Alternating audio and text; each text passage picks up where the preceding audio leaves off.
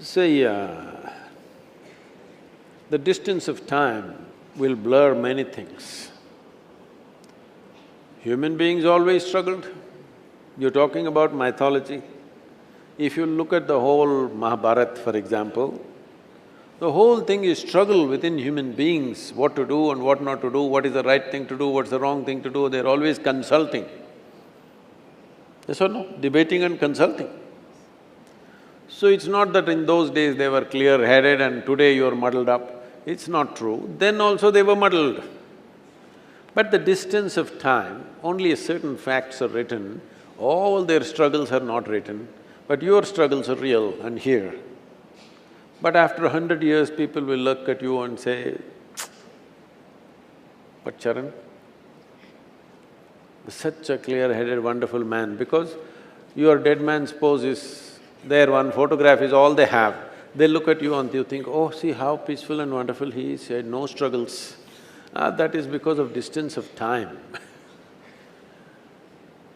So, this problem with good and evil, see, if you really want to look at it very sincerely, what is good and what is bad? I am good, you're bad. This is the case with everybody. What I am doing is good, what you're doing must be not okay. So don't go by good and bad.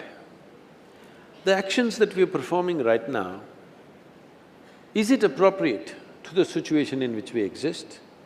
Does it benefit you and everybody around you? This is all the question is. Because nobody can decide what is good and bad. Those who are doing terrible things also think they're doing very good things. Those who are doing most horrendous things, they believe 100% they're doing God's work. Yes or no? Is it true or no in the world? So do not go by good and bad because anybody can think they are good. Please every day measure what you speak, what you do, whatever actions you initiate, is it leading to maximum well-being for people around you and yourself too? This is all. Because what is good in one time, at a certain time in history, may be totally wrong at another time. You heard of Veerappan? Hello? Veerappan? Heard of Veerappan? See, Veerappan, it is said, killed over 500 elephants.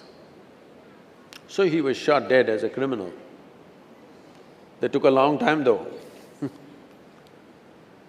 But in Tamil culture, a real hero, a true man means Ayira aane konnavane. A man who's slain 1,000 elephants, he is the real hero. Veerappan got halfway. But he's a criminal because wrong timing. If he had come 1,000 years ago with a Magnum 400 rifle, people would have worshipped him because there were too many elephants all over the place.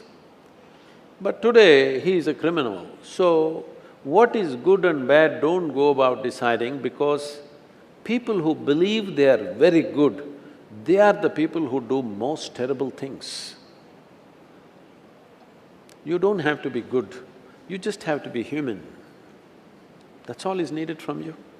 Be a living human being, sensitive human being to every other life around you, that's all. You don't have to be a good human being.